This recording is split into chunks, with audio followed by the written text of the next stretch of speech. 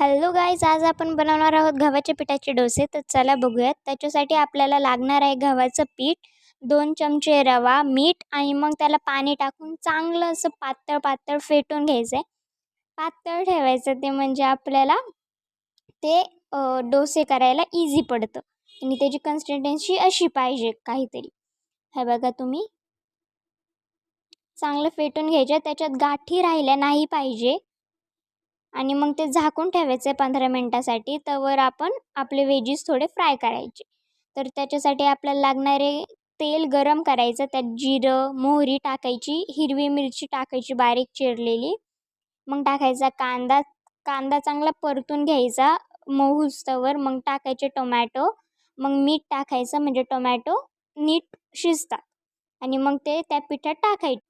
मग ते चांगलं पाणी टाकून परत हलवून घ्यायचं, कारण की आपल्याला पीठ पातळ ठेवायचं आहे. मग टाकायची वरून कोथिंबीर मस्तपैकी. आणि मग ते असं पॅनमध्ये त्याचे डोसे करून घ्यायचे स्पॉन्जी. ते खरं सांगते, ते डोसे इन्स्टंटली नाश्त्यासाठी होतात.